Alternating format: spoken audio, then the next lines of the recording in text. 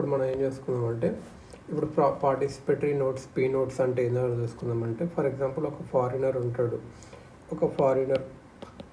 ఒక ఫారినర్ ఇండియాలో ఇన్వెస్ట్ చేయాలనుకుంటున్నాడు. కాకపోతే సెబీతో రిజిస్ట్రేషన్ కానీ డిమాట్ అకౌంట్, పాన్ కార్డ్ ఇవన్నీ వద్దనుకుంటున్నాడు. అప్పుడు ఏం చేయాలంటే తను foreign institution SEBI approved FII or FPI foreign institutional investors, foreign portfolio investors వీళ్ళని అప్రోచ్ అయ్యి వీళ్ళకి చెప్పాలి ఈ షేర్స్ కొనండి అంటే. వీళ్ళు కొని వాళ్ళ డిమాట్ అకౌంట్లో దాచుకుంటారు.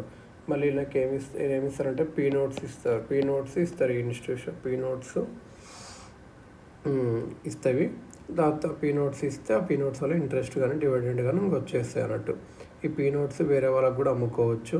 పీ నోట్స్ అనేవి ఆఫ్షోర్ డెరివేటివ్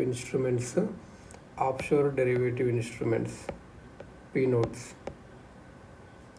డెరివేటివ్. ఎందుకంటే ఈ వాల్యూ అంతా అక్కడ derive value from underlying Indian shares and bonds. మీ దగ్గర షేర్స్ అండ్ బాండ్స్ ఉంటాయి కదా, షేర్స్ అండ్ బాండ్స్ బట్టి పీ నోట్స్ జనరేట్ చేసి నాకు ఇస్తారు అన్నట్టు. సో ఇది అన్నట్టు ఇలా పీ నోట్ ఇన్వెస్టర్స్ అన్నట్టు వాళ్ళు డైరెక్ట్గా ఇక్కడ రిజిస్టర్ అయ్యి ఉండలేరు. ఈ పీ నోట్స్ వల్ల ఏంటి నష్టం అంటే, ఇక్కడ మన దగ్గర రిజిస్టర్ అయ్యి ఉండరు సెబీలో. ఇక యాక్చువల్ ఇన్వెస్టర్ని ఐడెంటిఫై చేయాలి, వాళ్ళ సోర్స్ ఆఫ్ ఫండ్స్ ఎక్కడికి వెళ్ళి వచ్చిన ఐడెంటిఫై చేయాలంటే కొద్ది కష్టం. సో దానివల్ల ట్యాక్స్కి కానీ మనీ లాండరింగ్, టెర్రర్ ఫైనాన్స్ కూడా ఉంది. P note owner sells is P notes to foreign investors, వేరే వాళ్ళకి అమ్మవచ్చు. Government India may be deprived of taxes. అలా, ఎందుకంటే ఇప్పుడు ఇండియన్ షేర్ ఓనర్ ఉన్నాడు అనుకో, తను వేరే అనదర్ ఇండియన్ ఇన్వెస్టర్కి ప్రాఫిట్లో అమ్ముతే అప్పుడు గవర్నమెంట్కి securities transaction tax, capital gains tax వస్తుంది అన్నట్టు. అలా అన్నట్టు, ఎందుకంటే తనకు డిమాట్ అకౌంట్ ఉంది కాబట్టి. సో సెబీ అనేది పీ నోట్స్ని ఒక రూల్స్ని కొంచెం టైట్ చేయాలని చూస్తుంది.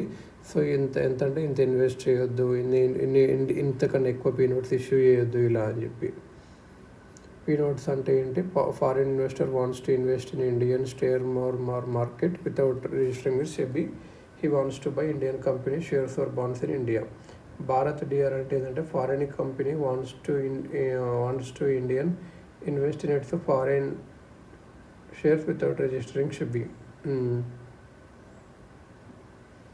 ఇట్లా ఉంటాయి. సో ఇది అన్నట్టు మెయిన్గా యాక్చువల్గా ఇది.